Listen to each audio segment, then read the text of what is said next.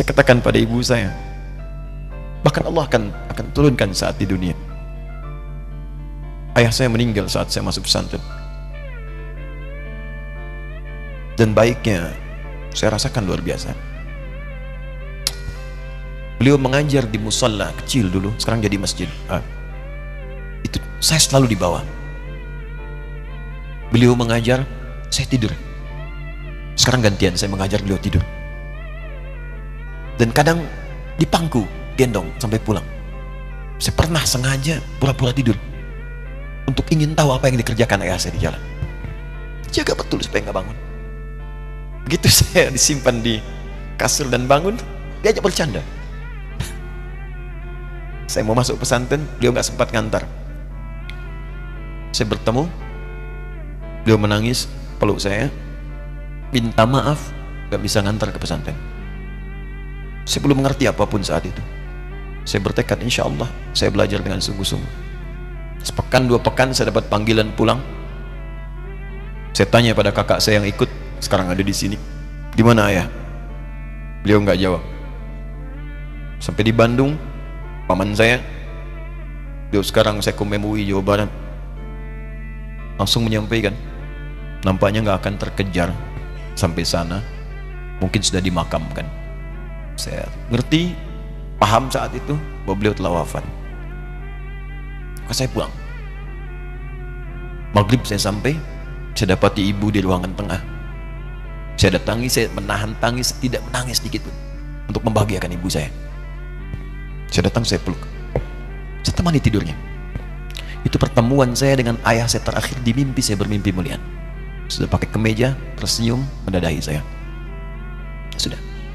Besoknya saya cari ke kamar, ternyata Allahu Akbar, apa yang selama ini saya pelajari di pesantren, kitabnya sudah ada di kamar semua, sudah disiapkan. Saya menangis saat itu. Saya bawa mushaf. Jadi bapak saya, ayah saya, itu bajunya pun saat wafat dibagikan kepada sahabat-sahabatnya. Bajunya, kitab-kitab ini dibagikan. Ibu saya menunjukkan kemudian ada jam yang nanti nak pakai. Saya bilang, simpanlah. Saya bawa mushaf. Dengan mushaf itu saya duduk di ruangan tengah, saya menghadap ke kiblat dan saya mohon kepada Allah, ya Allah, saya tak punya kemampuan lagi membahagiakan ayah saya saat hidup di dunia, tapi mohon jadikan setiap huruf dalam Al-Quran ini, ya Allah, pahalanya mengalir untuk ayah saya. Begitu saya bacakan saat itu, tak bisa saya berhenti, dan tiba-tiba langsung masuk ayatnya, artinya, posisinya, nomornya, gak pernah berhenti, masuk. Saya bertekad ingin berbuat baik. Puncaknya saya sekolah. Ibu, ya Allah, saya ingin berbakti pada ibunda saya. Anda tahu apa yang terjadi? Demi Allah saya katakan, ketika Anda bersabar, ibu saya, Bu, Pak, itu krisis 97 Pak. Waktu krisis, saya masuk pesantren, saya diberikan sempurna bekal seperti anak-anak lain. Rupanya ibu saya sudah tanya kepada santi-santi, orang tuanya, berapa bekal Anda kasihkan? Dikasih yang paling tinggi itu dikasihkan pada kami tiap bulan. Saya terima. Satu kali libur saya pulang dari jauh, ibu saya tersenyum melihat sedang jemur pakaian lihat saya. Begitu saya tiba, kaget saya. Kok pakaian ibu saya, pakaiannya nggak cocok dipakai gitu. Ini bukan pakaian ibu saya, kayak kain pel lah kalau sekarang. Saya masuk ke rumah, saya kejar, saya buka pakaiannya, lemarinya, saya nggak temukan sedikit pun. Saya kejar kakak saya, dia sudah siapkan makan. Kak perempuan kami yang kedua, mana pakaian ibu saya? Perhatikan jawabannya. Dia menangis saat itu. Dia bilang, mama itu telah menjual semua perhiasan dan pakaiannya untuk pendidikan kamu. Jual. Untuk kita kan, jual. Dan bertahan dengan 150.000 per bulan saat krisis. Jadi rupanya ibu saya itu makan nasi sehari cuma sekali. Beliau mengajar, di berangkat sekolah itu cuma makan pisang, minum kopi, makan nasinya malam. Saya bilang, ya Allah, saya akan ganti baju ibu saya dengan kain ihram dan saya ganting tangannya di Masjidil Haram. Itu apa yang terjadi? Begitu saya kuliah di Libya, alhamdulillah, saya berangkat, saya mulai mengajar, saya serius belajar. Saat itu kemudian Allah mulai berikan jalan. Saya ingin sungguh-sungguh. Malam saya bangun, saya sholat, saya belajar, saya menghafal Quran, saya belajar riwayat Quran. Sampai puncaknya tiba. Saya ditugaskan pemerintah Indonesia saat itu untuk jadi petugas haji di Mekah. Saya telepon ibu saya. Saya bilang, Ma, saya insya Allah akan haji 2010. Saya telepon Februari saat itu. Saya dengar suara, terbayang wajahnya indah, senyuman, bahagia. Alhamdulillah, nak. Kapan berangkat? Tahun ini insya Allah. Saya bilang, dan saya tidak akan pernah berangkat kecuali mama pun akan berangkat. Terdengar nada pesimis tapi senyum. Dari mana katanya? Allah akan kasih, saya bilang. Saya sedang bekerja, berusaha karena Allah. Mustahil Allah akan sia-siakan gitu. Berapa butuhnya? Porsinya 25 juta. Kapan harus ada? Bulan Juni. Ya, jadi dari Februari ke Juni itu. Ya, Juli bukan Juni, Juli. Ya, jadi saya masih ingat tuh bulan 7, 5 bulan itu. Saya ibu, Pak, nabung saya beli tabungan, saya niatkan untuk ibu saya haji. Bulan Juli masih setor 25 juta. Jadi semua tabungan masukin situ. Ada yang ngajar ngasih, masukin situ. Masukin semua.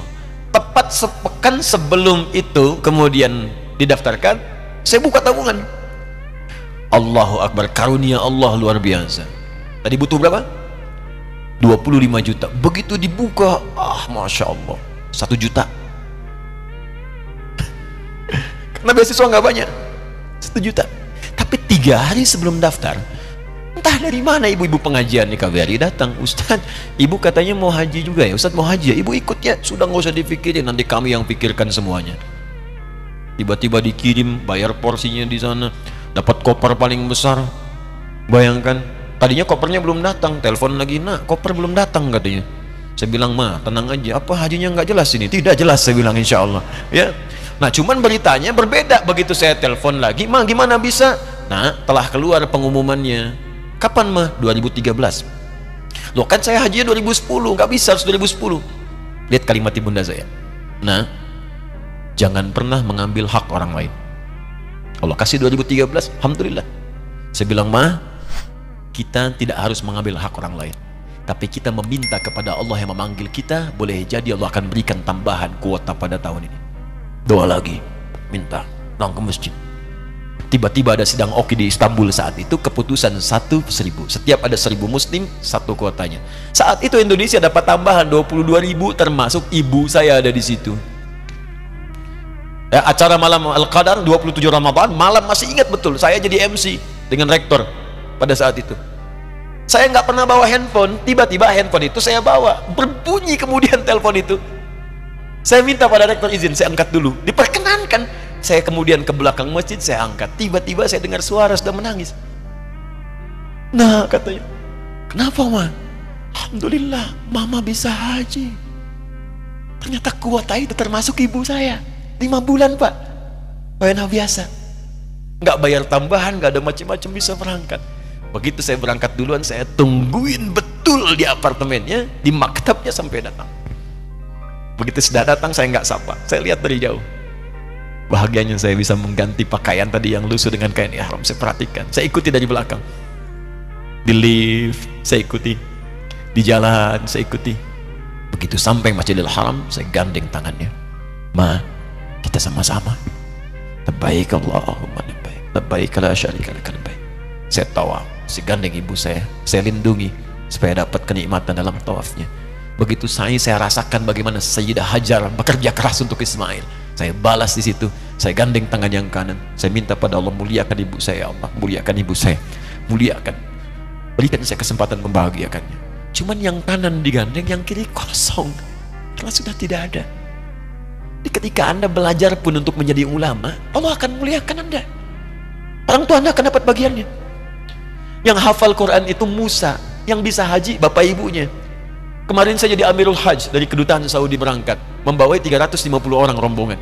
Siapa yang saya bawa? Ahli Quran, yang hafal Quran anak-anaknya. Ahmad Kamil yang haji, pengajarnya, murabinya, ibunya, temannya, banyak yang berangkat. Yang berangkat siapa? Calon ulama. Dijadi ulama itu jangankan sudah jadi, kalau benar caranya, baru bergerak pun Allah pasti akan jaga. Kalau benar caranya.